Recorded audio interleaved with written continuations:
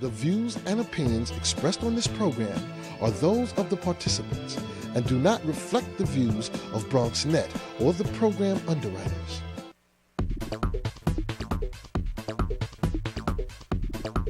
BronxNet.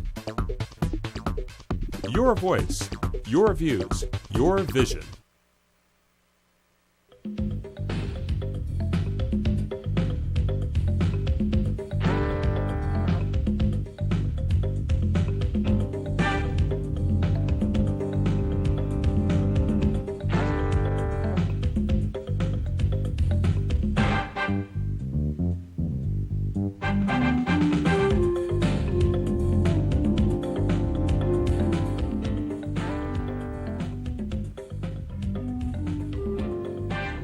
Good evening and welcome to BronxTalk, the Bronx's flagship television talk show. We're on tape tonight. There won't be any phone calls, but you can email comments to us at bronxtalk@hotmail.com, and we'll read those on the air during a future edition of our program. Well, you've heard this story before, and that is that we had invited candidates for a debate in the race for the Democratic primary for the 80th Assembly District, but the incumbent, Naomi Rivera, has declined the invitation to appear.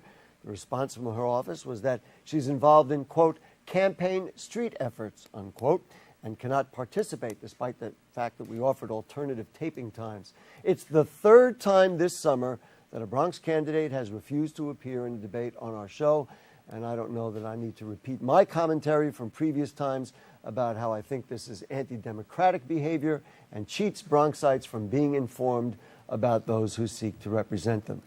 It's a sad commentary on the state of politics in the Bronx, but in any case, we concentrate on those who are here rather than those who are not. And so the challenger for the 80th Assembly District, who is on our show tonight, good evening, Robert Giuffre, and thank you for coming in and being part of the dialogue. Thank you for having me. Let's talk about your campaign. What is this about? I mean, it seems clear to just about everybody that, gee, you didn't start out wanting to be an elected official, and somehow along the way, as late as the late spring, you said, maybe I ought to file and become a candidate. Why? Well, I think there's a void in my assembly district, in the 80th district. I believe that Naomi Rivera should have probably never been elected to that position in the first place. And I just wanted to give the voters an option. You know, I'm one of the candidates who made it past the legal challenges in the Board of Elections through the Bronx Democratic Party and their attorney, Stanley Schlein. I'm happy to say that there's probably more challengers this year in the Bronx than ever before, and that's not an accident. I think what we're having in the Bronx is we're finally reaching a breaking point where people are realizing that the political system is broken, and, you know, it's time to sweep out, you know, the people who aren't doing a good job and to start from scratch. Why you? In other words, there are many people out there. The Bronx has 1.3 million people. Why did you say, gee, this is my turn, my time now, something I ought to do? Sure. Well, to be honest, like you alluded to before, I was not intending to do this until about June 8th, the day before petitions started. I was hoping that the district leader, Kenny Augusto, was going to throw his hat into the ring and campaign. When it became clear that he wasn't going to run, I tried to scramble and find some other candidates who might be, you know, more of a conventional fit. Someone like Joe Thompson, who I was trying to prod into running for the third time to run against Naomi. People like Irene Estrada and Marcy Gross I was trying to reach out to, but wasn't clear whether or not they were going to be a strong candidate. And I figured, since I've been working in politics off and on for the last 5 years, that, you know, I probably knew more than the average person in the district about the system, about the process, and I figured, why not me? Why not try it? You know, I feel I'm qualified enough to know what I'm doing if I were elected to that position, but yet not so much of an insider where I'm going to end up being the same type of figure as what we have in Naomi Rivera. Certainly the undercurrent of what you're saying is that the incumbent is not qualified, you're not satisfied.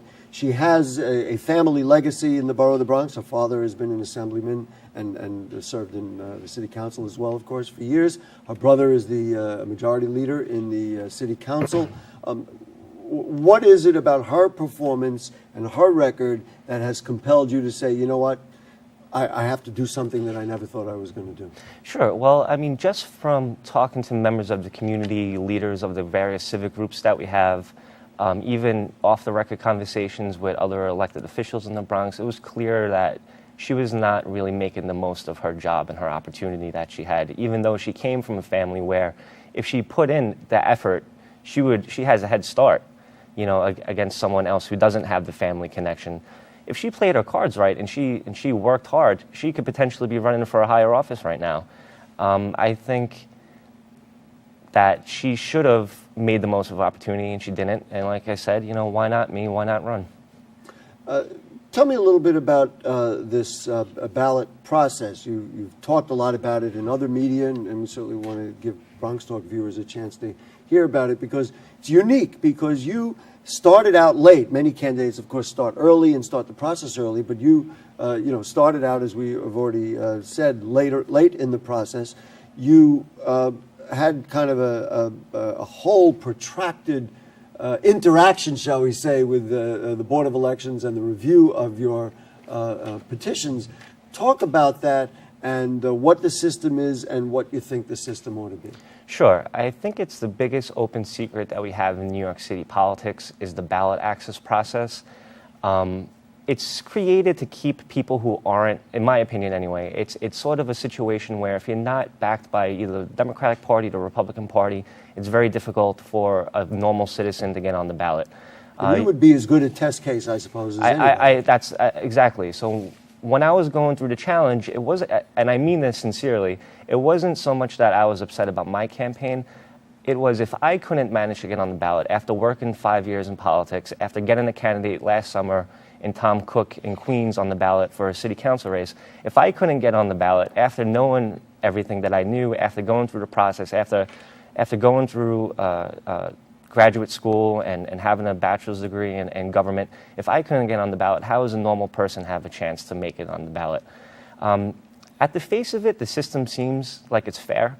And the Board of Elections' official response is if you can't get 500 signatures to get on the ballot, then you're not a valuable candidate. You haven't gone on the streets. You haven't gotten the grassroots support. I agree with that. I agree that a candidate should get signatures. It seems even more fair than paying a fee, because in some states you have to pay a fee and it could be upwards of thousands of dollars. In New York, you don't have to pay a fee. It's completely free to get on the ballot. You have to get these signatures. Seems like it's a fair and open system and accessible system. Exactly. But the devil's in the details. Once you submit your signatures, the Board of Elections reviews them, and they say whether or not you have the valid signatures or you don't. I submitted over 1,000 signatures. The Board of Elections said I had 849. So some of them, about 160 or whatever, were considered invalid. Those are people who aren't Democrats, people who don't live in the district, whatever the case might be. Did you accept that cut? Oh, yeah, yeah. No matter how clean of a drive you run. But 860 seems to be sufficient. Especially when well you only over need the 500 you need. Exactly. But then what happens is if a third party makes an objection, it doesn't matter if it's baseless. It basically holds up your ballot access for a good 2 to 3 weeks. So that if I, for instance, wanted to challenge you, I could do that, bring a lawyer in and tie you up, frankly, for a period of time. Yeah, and if I didn't know better, I would have probably hired an election attorney. I was fortunate enough that my friend Ezra Glazer, who's an excellent attorney, took on my case pro bono. I learned a lot about the system just from going through it with him. The two recommendations I have is, number one, there should be no more third-party objections. It should be you submit your signatures. The Board of Elections has civil servants, not political appointees, but civil servants who audit your signatures, and they determine whether or not you have the signatures.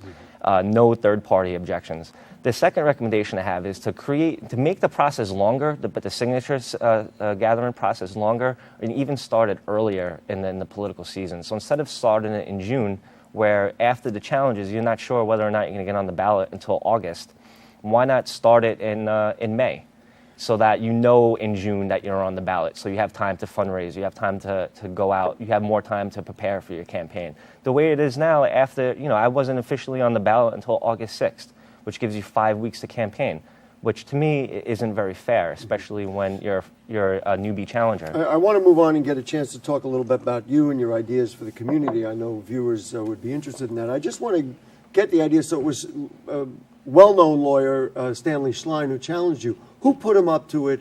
Why did they put him up to it? And who was behind that action to tie you up so that you were not free to run effortlessly through the period of the summer? Sure. I don't want to bash Carl Hasty and the New Democratic Party at all.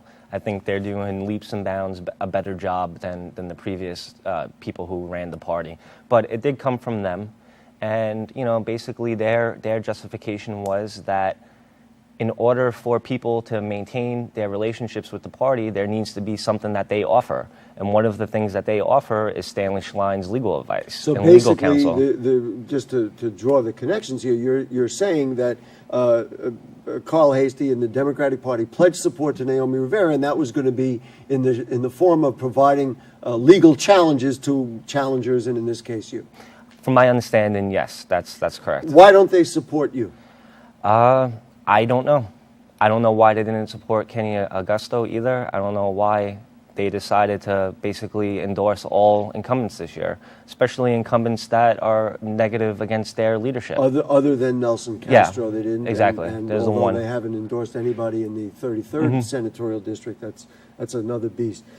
Doesn't experience have a place here? Naomi Rivera has been an elected official for a number of years. You have not. You do have some experience in your background. Shouldn't voters say, it's a nice guy, we saw him on BronxTalk, but you know what? He's not really qualified. I'd rather have somebody who's experienced and knows something about Albany. Well, I'll say to that, I don't think I can do, I think my first term, I will do more in my first term than Naomi has done in 3 terms.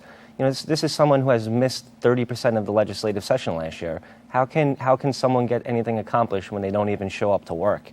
I promise that I will be there every day in Albany, and I won't take the job for granted while I'm up there. I'll work on legislation. I'll try to get some legislation passed, try to co-sponsor legislation, and go up there and really be aggressive and work hard and do it the honest way.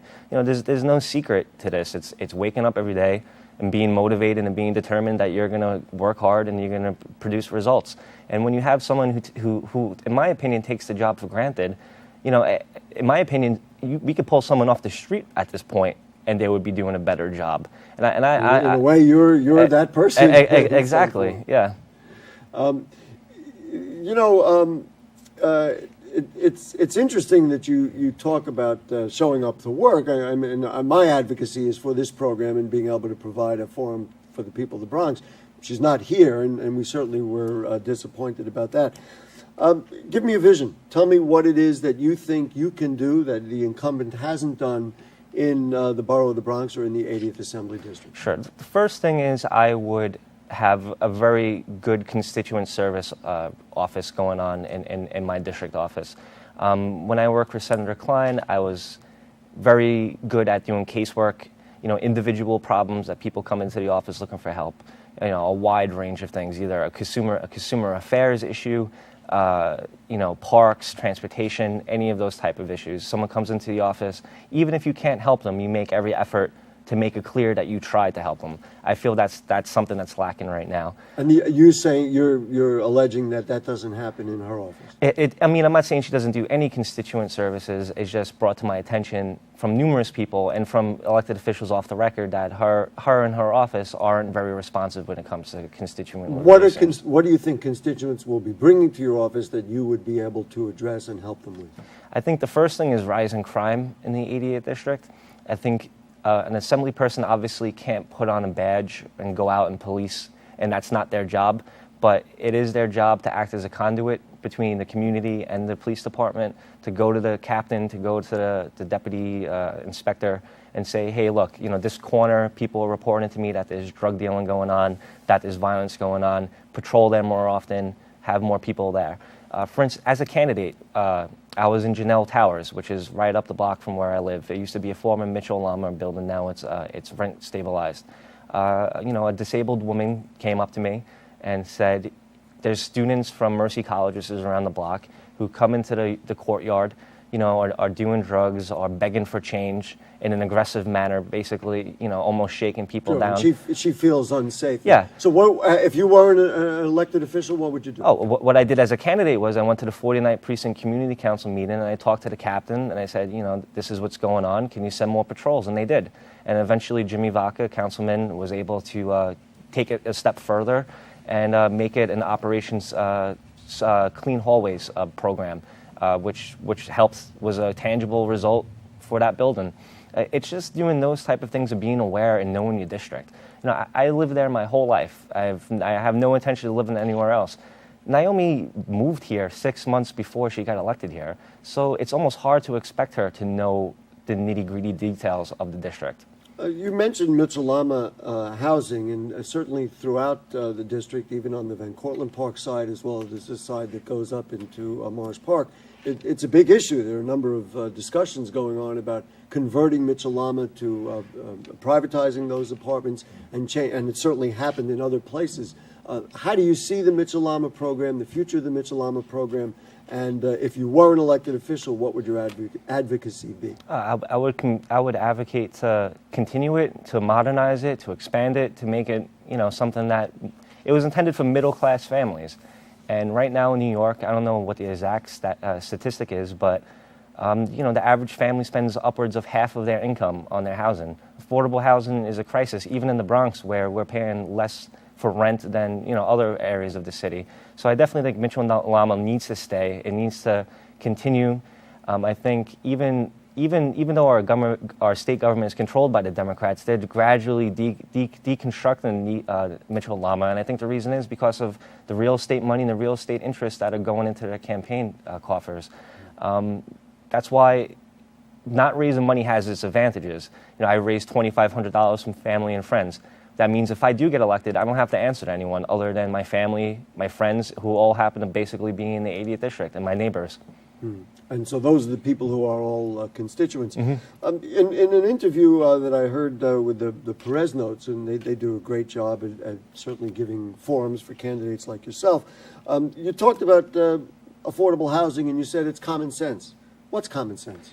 Sure. I mean, if you ever played SimCity on a PC, you can tell that affordable housing. Boy, if this isn't a child of the new century, I don't know who is. You can see, even if you just read it in a textbook, affordable housing can work both for the public and for the state. It can be a way for the state to actually earn income after a while. It just takes new ideas and the incentive to go out, buy new properties, convert it, make it public housing, and administrate it properly. And that's my position on it. Position is one thing. Being effective and being able to enact things, of course, is another. A lot of people have nice positions.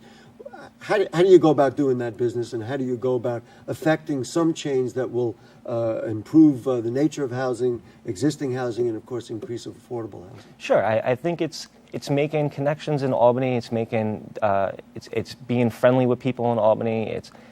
If someone like me gets elected, and I'm not saying Albany's gonna change overnight, but eventually if I get elected and then 2 years from now 5 more people like me get elected, and then 2 years after that another 5 people, then eventually we take over the assembly pretty much and we change the old guard. And it's just a matter of doing the work, coming up with solid policy, taking an academic approach to it, and getting it done.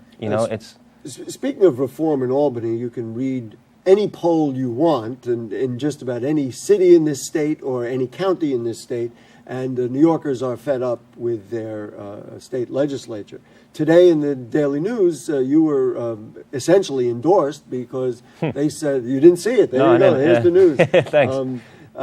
They said that you were a reform candidate, whereas Assemblymember Naomi Rivera hates reform. It was literally the way that they put it. Tell me about reform, what you support in Albany that would provide reform and maybe make Bronxites and others in New York State happier about their state legislature. Sure, that's an issue I really love to talk about. First thing I'll say is that I signed Ed Koch's pledges for his New York Uprising group. Naomi hasn't. And now these are reform. That was one of the things they referred to directly. Now these reform, I actually called up Ed Koch's press secretary for his group, and I said, I'm happy to sign these pledges, but I don't think this is nearly enough. And their response was, these are reforms that are bipartisan, quote unquote, no-brainers that, should pretty much have no issue getting through. These are budget issues like having a 5-year plan posted on the internet, having GAAP standards for accounting, having independent redistricting, having an independent ethics review board. These are basic bare bone reform issues. I'm happy to support all those. The number one reform issue I think we need public financing of campaigns at the state level. The New York City program, it should be emulated at the state level. It's a beautiful program. If you raise money from your district, if you raise enough small donations, you get matching funds. It frees people up so that they don't have to rely on special interests, on lobbyists for their campaign money. If you look at my opponent, if you look at her campaign finance disclosures, almost 90% of her money, I don't know exactly, comes from lobbyists, come from political action committees, and that's unacceptable. It's the bare bones thing that people need to think about. Who are your representatives representing? Are they representing you, or are they representing your campaign donors? This has been going on for years. Another thing I think we need to reform is memorandum money. Memorandum money is used to horse trade in Albany, where as a freshman I would get a fraction of what a senior member would get in memorandum money. I think we should either eliminate memorandum money completely or make it so that every single member gets an equal amount, no matter or an seniority. Equal amount per capita or something. Some sort of formula. So this way, I won't be pressured to exchange my vote on a particular bill so that I can get more money for my district.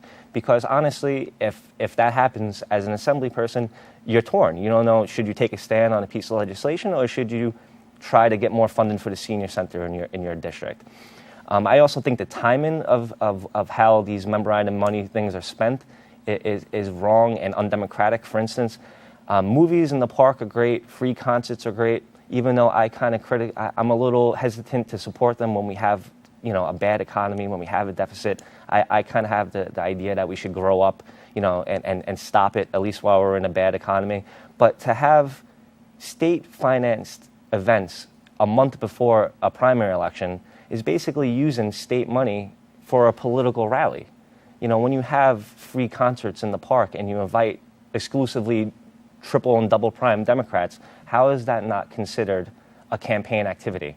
Also, with the how do you manage that, and how do you monitor that, or change that around? I think there should be there should be a rule that 4 months before the primary, there's no community events and there's no legislative update mailers, because that come out of the state. That come from the state money. Right. If you want to have a campaign rally, use your campaign funding or get private sponsorship, but don't use my tax dollars to fund a campaign rally that's basically using to beat me. Certainly not while we're closing senior centers and exactly. We're struggling for funding for education. One of the things which I wasn't aware of, frankly, and I heard it in an interview that you did, is about aging in America, which we've certainly supported over the years on this program. Is it true that aging in America is closing? Why is it closing? Can it be prevented? And is this the beginning of a long chain of senior citizens in the Bronx that might close? Sadly, I don't think it's gonna. I think it's going. I think it's happening. I think the deal is done. I think it's closing. From what I read in the Bronx Times, I think the doors are closing September 30th. There's nothing to be done about it at this point, which I think is really unfortunate. Again, I don't want to criticize every Bronx elected official. I would like to maintain a good relationship with them. Well, if you're going to be elected, maybe you ought to. Exactly. But what I will say is that, and I will be critical of the Bronx Times too, is they have a lot of photos of elected officials with jumbo checks, but when it comes to something as major as Age in America closing, there was almost no public report of it. You had to find out through word of mouth. Which is why I found out literally through word of mouth. Yeah, it's almost being kept under wraps. So what do you do? We're almost out of time. What do you do with senior citizens, especially those that need services, that need quote-unquote adult daycare and activities during the day when state funds are dwindling? Sure. That's a tough question, and I think there's other ways besides centers. I think we could reach out to business owners and offer some sort of senior discount specials, senior discount offers for local businesses. That's a way to help seniors and also help local business. To me, that would be an appropriate use of memorandum money. It's an economic stimulus, it's a public service to seniors. As for actually new centers, I'm not sure what to do at this point. I don't know if the state government can purchase old buildings, renovate them, and open up new centers. I don't know if going to the private sector is a better strategy. These are all questions that if I'm elected, I will sit down, really put my heart and soul into it and find a decent solution, or at least a decent idea, and give it a try. I'm not gonna sit back and just accept that's how it is. Robert Giuffre, we appreciate your time today. Would you give us your website address? Sure. There's Thank a you. phone number that's on the screen. You can give your website address as well. Sure. It's Giuffre for assembly.com. It's GIUFFRE for FOR assembly.com. It's a pretty bare bones website. Well, you're running a bare bones campaign, but it's a grassroots effort, and certainly we appreciate your presence today. Thank you for having me. Something that your opponent didn't see fit to do. Thank you very much. Folks, if you have further comments or questions on anything you heard on tonight's show or anything going on in the Bronx, then email them to us at bronxtalk@hotmail.com, and we'll read those on the air during a future edition of our program. Archives of Bronx Talk are available at blip.tv. Just search for Bronx Talk. We'd like to also encourage all voters to come out on the 14th of September and cast their vote in the 80th Assembly District and all the districts in the Bronx. Next week, we're working at a show that I'm sure Mr. Giuffre would be interested in. We're trying to put together a show about the possible cutting down of trees on Pelham Parkway. We didn't get to talk about that, but maybe if you get elected, we'll get a chance to do that. Thanks. It's not fully booked yet, but that's our plan. If we don't get it next week, we'll do it another week.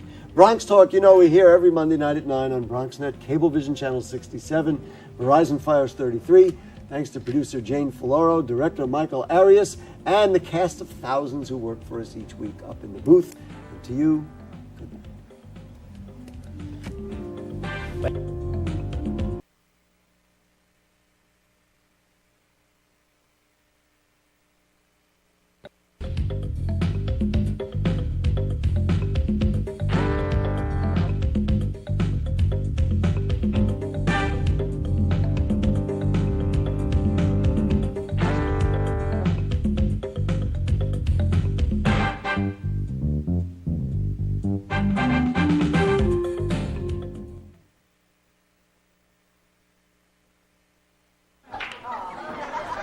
Dude, I did the most shocking thing today. It was just something I never thought I'd do. Did your parents find out? My mom cried. What'd you do?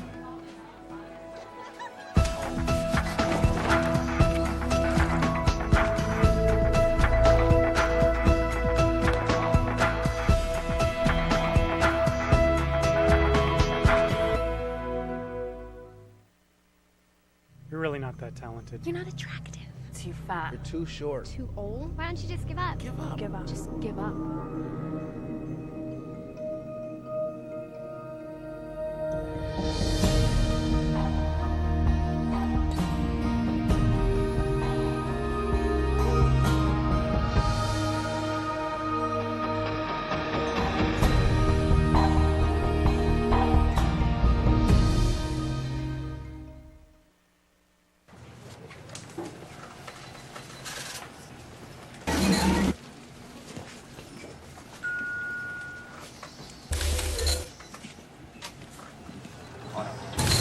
Hey, Shane.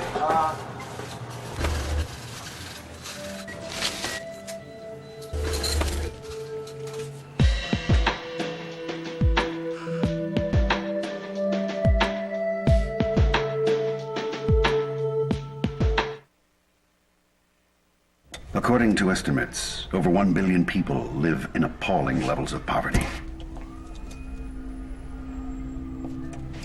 Denied even basic standards of food, water. Nearly half of the world's population earns less than